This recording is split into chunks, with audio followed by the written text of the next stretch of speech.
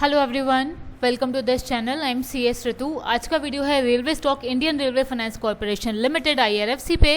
Railway stocks में ज़बरदस्त rally चल रही है। IRFC के स्टॉक की अगर बात करें, आज स्टॉक ने 9.99% की तेज़ी दिखाई है, अपर सर्किट लगाया है। करंटली स्टॉक 84.8 के लेवल पे ट्रेड कर रहा है। अपने ऑल टाइम हाई पे ये स्टॉक ट्रेड कर रहा है एंड अच्छा ट्रेडेड वॉल्यूम आज स्टॉक ने दिखाया है। आज कंपनी ने एक नया माइलस्टोन भी अचीव किया है। क्या माइलस्टोन कंपनी ने अचीव किया है, क्यों स्टॉक में लगातार तेज़ी हमें देखने को मिल रही है, ये स्टॉक क्या लेवल दिखा सकता है, क्या ये स्टॉक 200-300 के लेवल भी दिखा सकता है, जानेंगे इस वीडियो में। IRFC लिमिटेड का कंप्लीट एनालिसिस करेंगे, सो वीडियो को एंड तक जरूर देखिएगा, वीडियो को बिल्कुल भी स्किप मत करिएगा। स्टॉक में ज़बरदस्त रैली हम देख रहे हैं। पास्ट 6 मंथ में ये स्टॉक 209% तक बढ़ गया है एंड पास्ट 1 ईयर में ये स्टॉक 269.5% तक बढ़ गया है।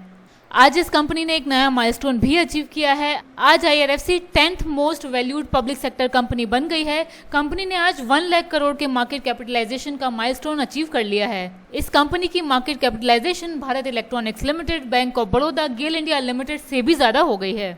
बट ये स्टॉक इतना क्यों बढ़ रहा है? ये स्टॉक इतना इसीलिए बढ़ रहा है बिकॉज इंडियन गवर्नमेंट का कंटिन्यूअस फोकस है इंफ्रास्ट्रक्चर डेवलपमेंट पे और रेल नेटवर्क के एक्सपेंशन पे। रिसेंटली ही कैबिनेट ने अप्रूवल दिया है 7 मल्टी ट्रैकिंग प्रोजेक्ट्स को, जिनकी वैल्यू अराउंड 3,25,000 करोड़ की है। इन प्रोजेक्ट से इंडियन रेलवेज का एक्सपेंशन होगा। इंडियन रेलवे का नेटवर्क 2339 किलोमीटर से बढ़ जाएगा और ये नेटवर्क अराउंड 34 डिस्ट्रिक्ट को क्रॉस करेगा अक्रॉस 9 स्टेट्स। इंडियन रेलवे पे गवर्नमेंट के फोकस के अलावा एक और रीजन है जिसकी वजह से IRFC का स्टॉक जबरदस्त तेजी दिखा रहा है।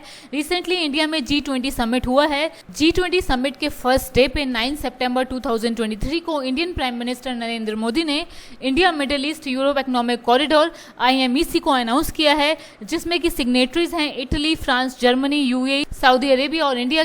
IMEC और Indian Middle East Europe Economic Corridor में 2 कॉरिडोर्स होंगे। ईस्ट कॉरिडोर जो होगा वो कनेक्ट करेगा इंडिया को अरेबियन गल्फ से एंड नॉर्दर्न कॉरिडोर जो होगा वो कनेक्ट करेगा अरेबियन गल्फ को यूरोप से। इस कॉरिडोर में एक रेलवे लाइन भी इंक्लूडेड होगी और कंप्लीशन के बाद ये कॉरिडोर गुड्स एंड सर्विसेज की मूवमेंट एनेबल करेगा between India, UAE, Saudi Arabia, Israel and Europe. But ये सिर्फ अनाउंसमेंट्स है और किसी भी कंपनी को अभी डायरेक्टली कोई भी कॉन्ट्रैक्ट अवार्ड नहीं हुआ है इस कॉरिडोर के लिए। इन सब पॉजिटिव डेवलपमेंट्स की वजह से इन्वेस्टर्स का कॉन्फिडेंस बढ़ा है रेलवे स्टॉक्स पे, जो बहुत टाइम से चल नहीं रहे थे, और इन्वेस्टर्स को रेलवे स्टॉक्स में अब लॉन्ग टर्म ग्रोथ अपॉर्चुनिटी दिख रही है।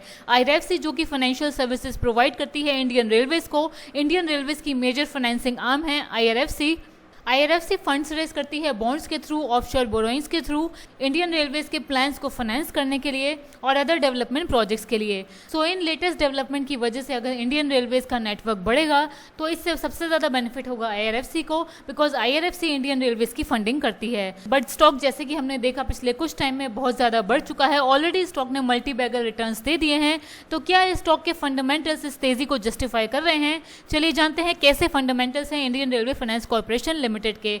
IRFC के मार्केट कैपिटलाइजेशन अराउंड 1,10,769 करोड़ का हो गया है। स्टॉक अपने ऑल टाइम हाई के लेवल पे चल रहा है 84.8 रुपीज के। स्टॉक का बुक वैल्यू 36 रुपीज है, तो बुक वैल्यू से काफी ऊपर ये स्टॉक अभी ट्रेड कर रहा है। डिविडेंड यील्ड 1.74 है, डिविडेंड यील्ड ठीक है इस कंपनी का।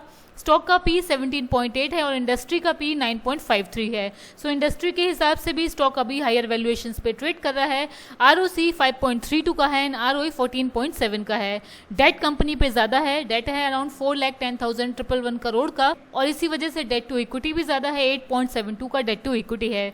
बट इस फैक्टर को हम इग्नोर कर सकते हैं बिकॉज कंपनी फाइनेंसिंग बिजनेस में इन्वॉल्व है।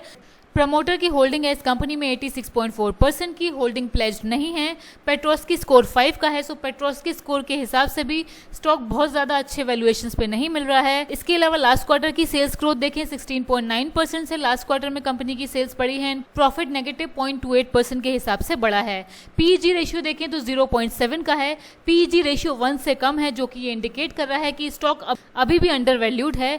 प्राइस टू बुक वैल्यू 2.35 का है, प्राइस टू बुक वैल्यू ज़्यादा है। प्राइस टू बुक वैल्यू के हिसाब से स्टॉक अभी ओवर वैल्यूड है। कंपनी की लास्ट 5 ईयर में कंपाउंडेड सेल्स ग्रोथ हुई है 21% के हिसाब से एंड लास्ट 5 ईयर में कंपाउंडेड प्रॉफिट ग्रोथ हुई है 25% के हिसाब से। कंपनी की लास्ट क्वार्टर की परफॉर्मेंस अगर हम देखें, जून क्वार्टर में कंपनी ने 6679 करोड़ की सेल्स रिपोर्ट करी है, ऑपरेटिंग प्रॉफिट रिपोर्ट किया है 6650 करोड़ का, प्रॉफिट आफ्टर टैक्स रिपोर्ट किया है 1557 करोड़ का, profit after tax last year जून क्वार्टर से डिक्लाइन हुआ है एंड सेल्स कंपनी की लास्ट ईयर जून क्वार्टर से इंक्रीज हुई हैं। अर्निंग पर शेयर कंपनी ने रिपोर्ट किया है 1.19 रुपीस का, जो कि लास्ट ईयर जून क्वार्टर से डिक्लाइन हुआ है।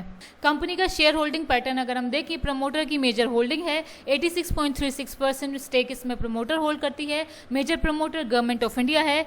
एफआईआई ने अपनी होल्डिंग इस स्टॉक में रिड्यूस करी है। जून क्वार्टर में एफआईआई की होल्डिंग है इस कंपनी में 1.14% की एंड डीआईआईज ने भी अपनी होल्डिंग इस कंपनी में रिड्यूस करी है। जून क्वार्टर में डीआईआई की होल्डिंग है इस कंपनी में 2.02% की एंड पब्लिक ने इस कंपनी में अपनी होल्डिंग बढ़ाई है। जून क्वार्टर में पब्लिक की होल्डिंग है इस कंपनी में 10.49% की एंड आईआरएफसी के लिए एक मेजर ट्रिगर है ओएफएस। जैसा कि हम देख सकते हैं शेयर होल्डिंग पैटर्न में 86.36% गवर्नमेंट की होल्डिंग है।